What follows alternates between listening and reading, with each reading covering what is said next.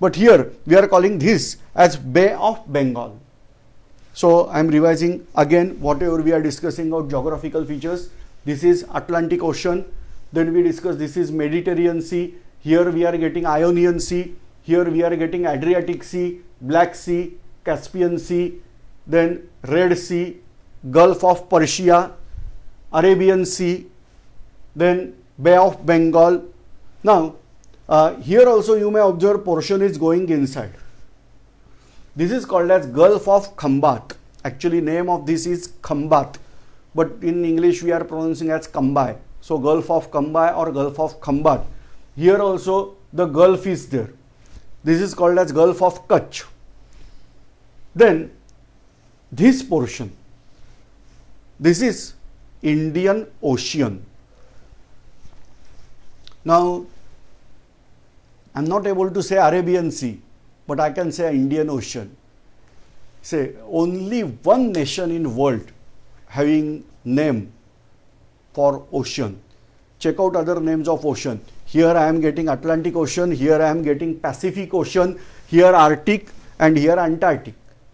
Only India is having this name, that Indian Ocean is there. So this portion is Indian Ocean. Now here we are getting Pacific Sea, and we are again focusing here. Here we are getting Northern Sea. This is actually, we are calling this as Baltic Sea. So this is Baltic Sea portion. Here islands of Japan, keep in mind this way, here islands of England, Great Britain we are calling that. Now this way we are getting general idea. Then these islands, we are calling it is that islands, they are there from Southeast Asia.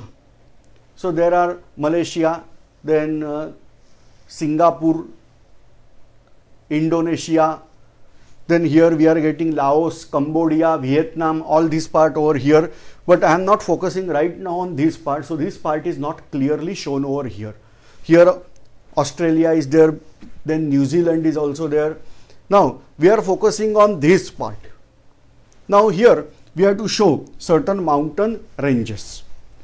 In order to show that mountain ranges, important mountain ranges I am going to show over here.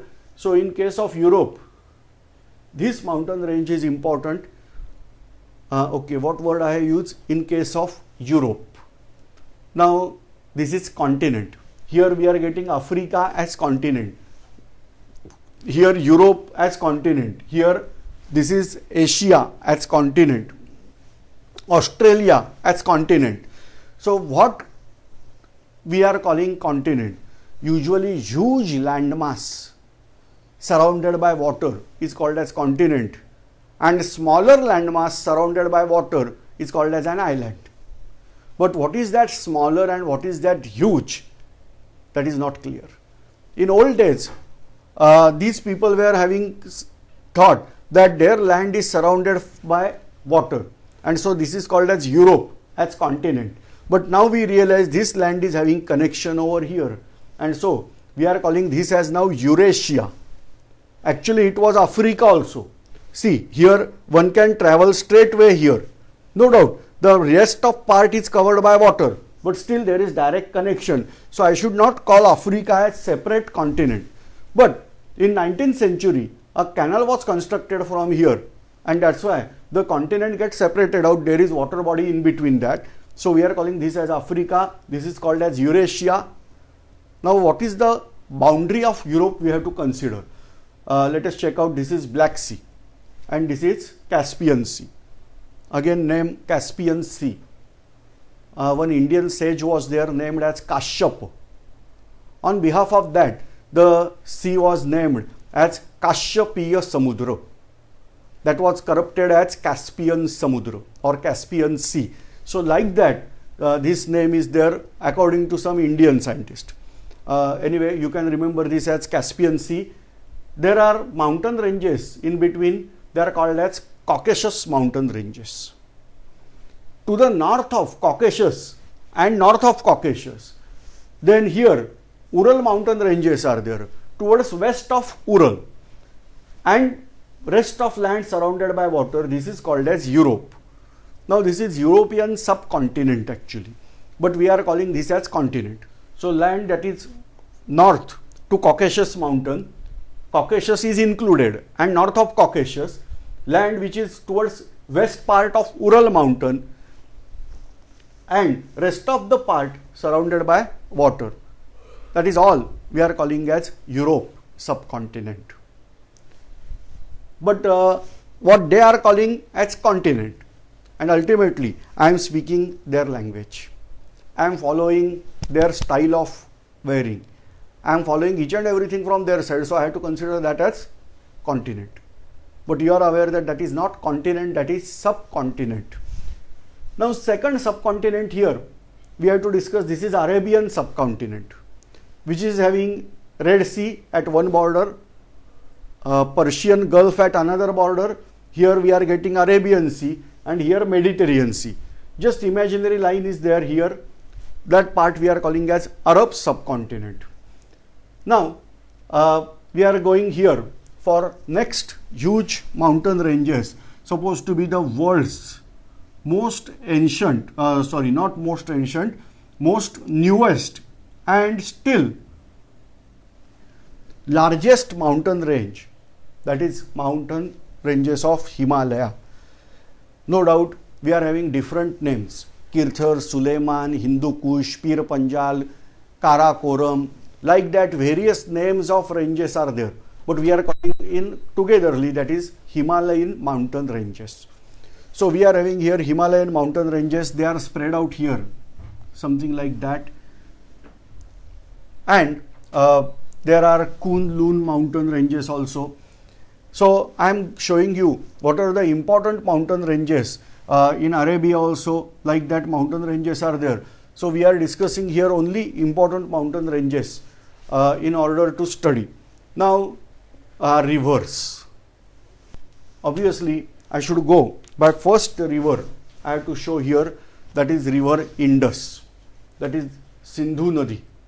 So it is having originating here, then entering in Kashmir, then in nowadays Pakistan it is going here. This is the important river in the world, that is river Indus, river Ganga, river Yamuna, Yarlung Songpo, that is called as Brahmaputra, like that. This is in particularly India. Then river Narmada, river Tapi, Godavari, Krishna. Here actually there are total 5 rivers in this portion. They are called as Jhelum, Satluj, Ravi, Chenab and Beas. Togetherly we are calling this area as Punjab. Let us discuss why afterwards. Now here also some rivers are there. They are called as Tigris and Euphrates. In case of Europe, there are Volga, then second important river here, that is Rhine, then Danube, like that rivers are there. And obviously I have to go here, the world's longest river, that is river Nile. I am not discussing each and everything over here. I am just discussing important part of geography. Intention is that this geography should be helpful for your study of ancient history, and that's why I am focusing here on basis of certain features. Now geographically this portion we are calling as tundra type. Tundra is ice covered land, snow covered land, and usually 6-month day and 6-month night is the characteristic of this land. Then onwards there are forests here. They are called as taiga. They are all conifers. You are aware of conifer type of tree. Christmas tree you are aware.